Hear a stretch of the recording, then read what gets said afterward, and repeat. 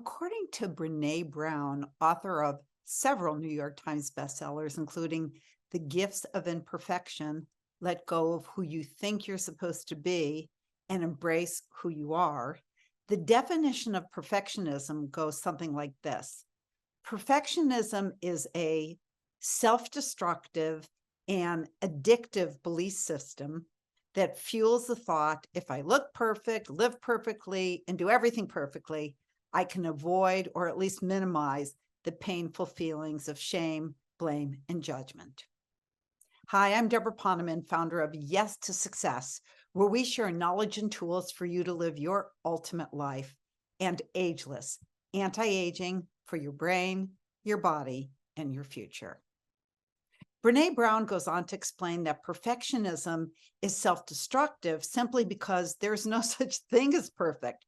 Perfectionism is an unattainable goal and is in fact really only about perception. We want to be perceived as perfect, but it's unattainable because it doesn't exist and there's no way to control other people's perception of you, regardless of how much time and energy you spend trying.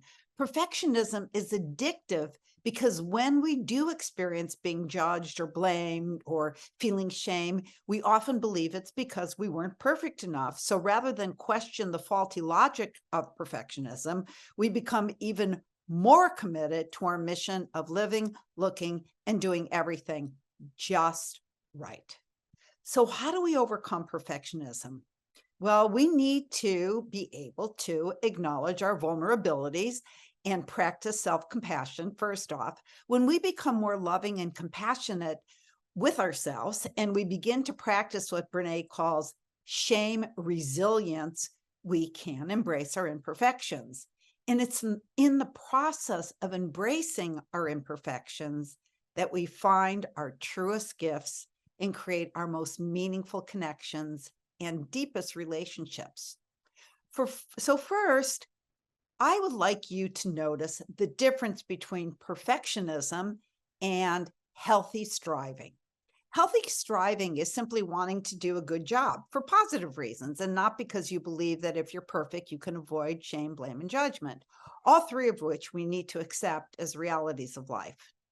So when you find yourself rewriting the report for the fourth time, ask yourself, am I just wanting to do a good job or am I trying to be perfect in order to avoid shame, blame, or judgment? And be honest with yourself. And if the answer is the latter, stop and accept good enough or ask for help. It's that simple. You can, at that moment, also remind yourself that perfection doesn't exist and no one is going to notice the difference between excellent and what you think is perfect. You can also remind yourself that the time and energy it takes to go from excellent and what you think is perfect is not worth your health and your relationships. Brene also believes that the need to be perfect is what kills creativity. How can you let creativity loose when you're afraid of making a mistake? It even kills risk-taking for the same reason. If you take a risk, there's always the chance you won't appear perfect. And risk-taking is what leads to the greatest, well, entrepreneurial success for sure. So here is a little quiz to see if you fall in the category of perfectionist. Ready? Number one, you feel compelled to be the best in everything you do, even if it's something you don't even care about that much. Two, you're hypercritical and highly conscious of your and other people's mistakes. Next, you spend much of your time to perfect something, even at the expense of your health, relationships, and well-being. 4, you set absolute ideals. There is only black and white, no gray. 5, you beat yourself up over the smallest thing that goes wrong. 6, you obsessively mull over outcomes and how you could have done things differently if they didn't turn out as perfectly as you had envisioned.